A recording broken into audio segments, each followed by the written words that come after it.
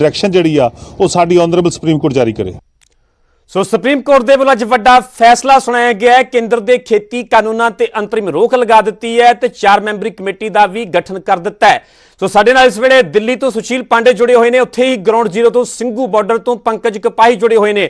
सुशील पांडे जिन्होंने supreme court तो लगातार कल भी ते अज भी पल पल की अपडेट पूरी की गलबात हुई, की सरकार के वलों पक्ष रखा गया, की किसानों को रखा गया, कि सुप्रीम कोर्ट ने वड्डियां टिप्पणियां कीतियां, पल पल की अपडेट उन्होंने साडे दर्शकों तक पहुंचाई। सुशील, अपने आप में बड़ा फैसला सुप्रीम कोर्ट की तरफ से, जो खेती कानून पर अंतरिम रोक लगाई गई है, कमेटी का गठन किया गया है, विस्तार से जानना चाहेंगे आज की पूरी सुनवाई में क्या कुछ हुआ, क्या कुछ पक्ष रखा गया किसानों की तरफ से, सुप्रीम कोर्ट की तरफ से, सुप्रीम कोर्ट को जो तरफ से बड़ी टिप्पणी क्या की गई है, सरकार की तरफ से क्या पक्ष रखा गया, विस्तार से जानना चाहेंगे। आज देखिए, इस पूरे मामले पर लगातार 2 से ढाई घंटे लगातार जो मैराथन सुनवाई है वो चली है।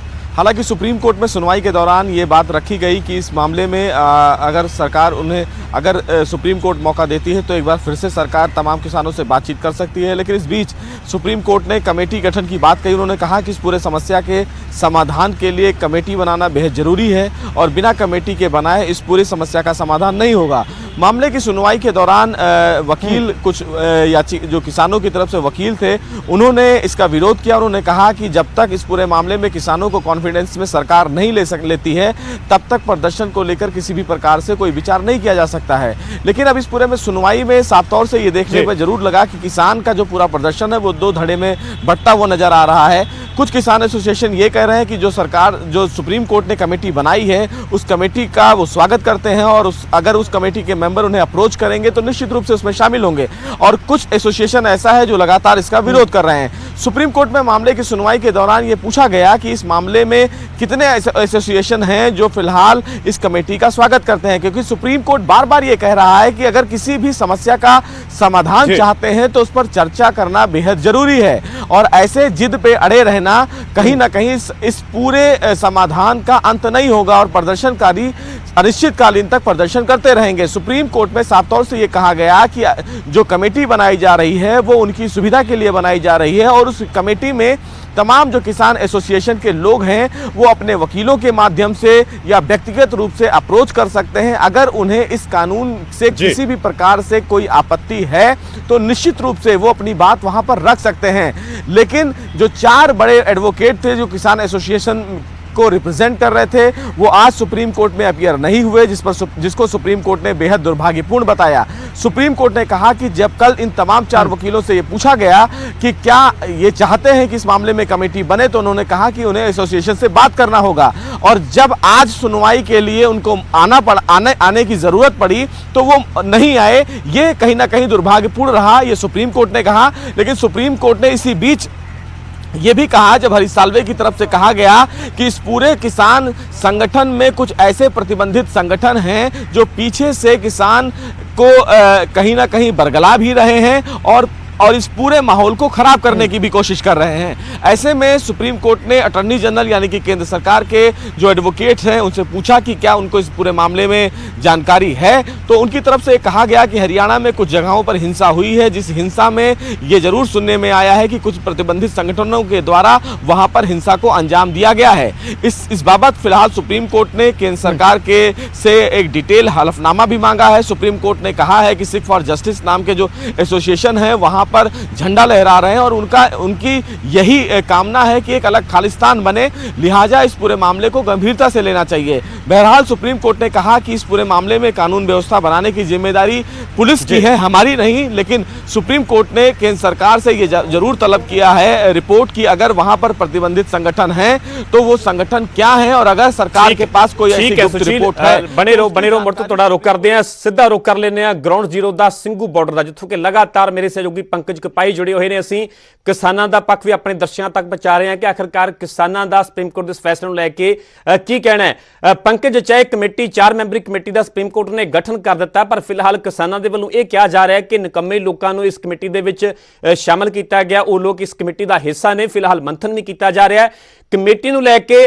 ਜਿਹੜਾ ਮੰਥਨ ਕੀਤਾ ਜਾ ਰਿਹਾ ਉਸ ਦਾ ਵੀ ਅਪਡੇਟ ਜਾਣਨ ਦੀ ਕੋਸ਼ਿਸ਼ ਕਰਾਂਗੇ ਤੁਹਾਡੇ ਕੋਲੋਂ ਕਿ ਫਿਲਹਾਲ ਦਾ ਕੀ ਅਪਡੇਟ ਹੈ, ਕਿਸ ਤਰ੍ਹਾਂ ਦਾ ਫੈਸਲਾ ਕਿਸਾਨਾਂ ਦੇ ਵੱਲੋਂ, ਕਿਸਾਨ ਜਥੇਬੰਦੀਆਂ ਦੇ ਵੱਲੋਂ ਲਿਆ ਜਾ ਸਕਦਾ ਹੈ, ਕਿਉਂਕਿ ਅਜੇ ਸਵਾਲ ਬਰਕਰਾਰ ਹੈ ਕਿ ਕਿਸਾਨ ਇਸ ਕਮੇਟੀ ਅੱਗੇ ਪੇਸ਼ ਹੁੰਦੇ ਨੇ ਜਾਂ ਨਹੀਂ।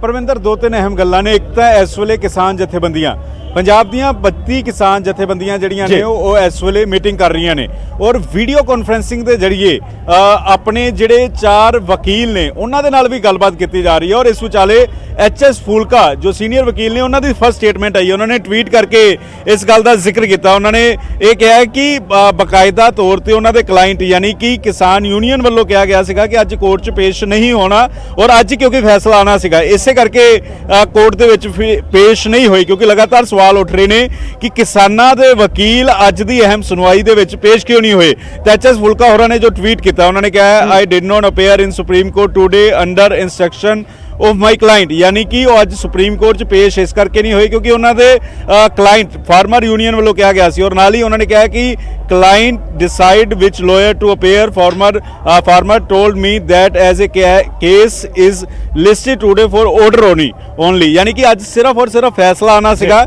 ਇਸ ਕਰਕੇ ਪੇਸ਼ ਜਿਹੜਾ ਵਾ ਉਹ ਨਹੀਂ ਹੋਏ। ਔਰ ਦੂਜੇ ਪਾਸੇ ਗਰਾਊਂਡ ਤੇ ਕਿਸਾਨ ਕੀ ਸੋਚਦੇ ਨੇ, ਕਿਉਂਕਿ ਵੀਡੀਓ ਕਾਨਫਰੈਂਸਿੰਗ ਦੇ ਜ਼ਰੀਏ ਜ਼ਰੂਰ ਇਹ ਰਣਨੀਤੀ ਘੜੀ ਜਾ ਰਹੀ ਹੈ ਕਿ ਅੱਗੇ ਸਟੈਪ ਕੀ ਹੋਏਗਾ, ਲੇਕਿਨ ਜ਼ਿਆਦਾ ਅਸਰ ਇਸ ਫੈਸਲੇ ਦਾ ਇੱਥੇ ਆਮ ਅੰਦੋਲਨ ਦੇ ਵਿੱਚ ਨਜ਼ਰ ਨਹੀਂ ਆ ਰਿਹਾ। ਕਿਸਾਨ ਉਸੇ ਤਰੀਕੇ ਨਾਲ ਲੱਗੇ ਹੋਏ ਨੇ ਜਿਵੇਂ ਅੱਗੇ ਅੰਦੋਲਨ ਜਾਰੀ ਰਹਿੰਦਾ ਸੀਗਾ। ਔਰ ਕਿਸਾਨਾਂ ਦੇ ਨਾਲ ਵੀ ਗੱਲਬਾਤ ਕਰ ਲੈਂਦੇ ਸੀ, ਕਿਸਾਨ ਯੂਨੀਅਨ ਦੇ ਲੀਡਰਾਂ ਦਾ ਪੱਖ ਦੱਸਿਆ, ਕਿਸਾਨ ਕੀ ਸੋਚਦੇ ਨੇ।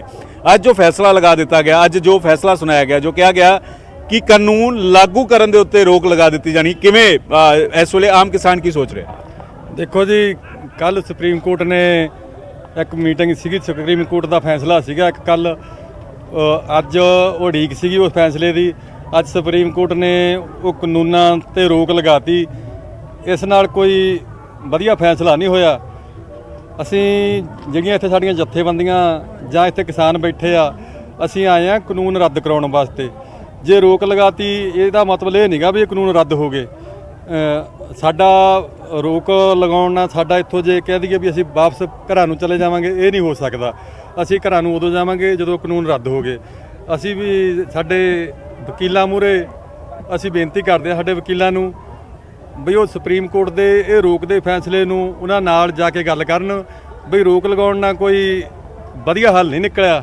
ਇਹ ਤਾਂ ਇੱਕ ਪਰਮਿੰਦਰ, ਕਿਉਂਕਿ ਇਸ ਵੇਲੇ ਅੰਦਰ ਮੀਟਿੰਗ ਵੀ ਚੱਲ ਰਹੀ ਹੈ, ਮੀਟਿੰਗ ਕਿਸਾਨ ਜਥੇਬੰਦੀਆਂ ਦੀ ਚੱਲ ਰਹੀ ਹੈ ਔਰ ਮੀਟਿੰਗ ਸ਼ੁਰੂ ਹੋਣ ਤੋਂ ਪਹਿਲਾਂ ਜੋ ਕਿਸਾਨ ਜਥੇਬੰਦੀਆਂ ਦੇ ਆਗੂ ਕਹਿ ਰਹੇ ਸੀ, ਉਹ ਕਹਿ ਰਹੇ ਸੀਗੇ ਕਿ ਅਸੀਂ ਇਸ ਕਮੇਟੀ ਨੂੰ ਨਹੀਂ ਮੰਨਦੇ। ਉਹਨਾਂ ਨੂੰ ਕਮੇਟੀ ਦੇ ਮੈਂਬਰਾਂ ਤੇ ਵੀ ਇਤਰਾਜ਼ ਹੈ ਔਰ ਕਮੇਟੀ ਬਣਾਉਣ ਤੇ ਵੀ ਇਤਰਾਜ਼ ਹੈ। ਤਾਂ ਅੱਜ ਕਮੇਟੀ ਨੂੰ ਰਿਜੈਕਟ ਕਰਨ ਦਾ ਫੈਸਲਾ ਜਿਹੜਾ ਵਾ ਉਹ ਮੀਟਿੰਗ ਦੇ ਅੰਦਰ ਲਿੱਤਾ ਜਾ ਸਕਦਾ ਵਾ। ਦੂਸਰਾ, ਲੋਹੜੀ ਵਾਲੇ ਦਿਨ 13 ਤਰੀਕ ਨੂੰ ਇੱਥੇ ਸਿੰਘੂ ਬਾਰਡਰ ਦੇ ਉੱਤੇ ਖੇਤੀ ਕਾਨੂੰਨਾਂ ਦੀਆਂ ਕਾਪੀਆਂ ਜਿਹੜੀਆਂ ਨੇ ਉਹ ਸਾੜੀਆਂ ਜਾਣਗੀਆਂ। ਇਹ ਦੋ ਫੈਸਲੇ ਅੱਜ ਮੀਟਿੰਗ ਦੇ ਅੰਦਰ ਲਿੱਤੇ ਜਾ ਸਕਦੇ ਨੇ। ਔਰ ਹੋਰ ਕਿਸਾਨਾਂ ਨਾਲ ਗੱਲਬਾਤ ਕਰ ਲੈਂਦੇ ਆ, ਰਾਜਸਥਾਨ ਤੋਂ ਆਏ ਹੋਏ ਨੇ, ਇਹਨਾਂ ਨਾਲ ਗੱਲਬਾਤ ਕਰ ਲੈਂਦੇ ਆ। सुप्रीम कोर्ट का जो फैसला सी किस तरीके दे नाल देखते हो? देखिए, सुप्रीम कोर्ट को ये विचार करना चाहिए कि जो किसान यहाँ पे बैठे हुए हैं, मैं उनके साथ में 1 महीना 3 दिन से यहाँ बैठा हुआ हूँ और इनके निश्चय को जानता हूँ अच्छी तरह से। इनका अनुभव कमेटियों के बारे में पुराना जो अनुभव है वो ठीक नहीं है, तो ये कमेटियों पे विश्वास नहीं कर पा रहे हैं। ये मामले को लंबा पटकने का प्रयास इनको लग रहा है। और जब यदि जत्थेबंदियों सुप्रीम कोर्ट जत्थेबंदियों पे प्रेशर डाल रहा है कि कमेटियों के सामने आना जरूरी है, लेकिन जत्थेबंदियाँ इन किसानों को कैसे समझाएंगी, क्योंकि ये तो कानून वापस लेने से कम पे तैयार ही नहीं है। तो जत्थेबंदियों के लिए भी ये एक दिक्कत है, ये वो इनको नहीं समझा। फैसले ਨੂੰ ਕਿਸ ਤਰੀਕੇ ਨਾਲ ਦੇਖਦੇ ਹੋ ਜਦੋਂ ਕਿਹਾ ਜਾ ਰਿਹਾ ਹੈ ਕਿ ਕਾਨੂੰਨ ਜਿਹੜੇ ਨੇ ਉਹਨਾਂ ਦੇ ਉੱਤੇ ਲਾਗੂ ਕਰਨ ਦੇ ਉੱਤੇ ਰੋਕ ਲਗਾ ਦਿੱਤੀ ਜਾਵੇ ਔਰ ਕਮੇਟੀ ਬਣਾ ਦਿੱਤੀ ਗਈ?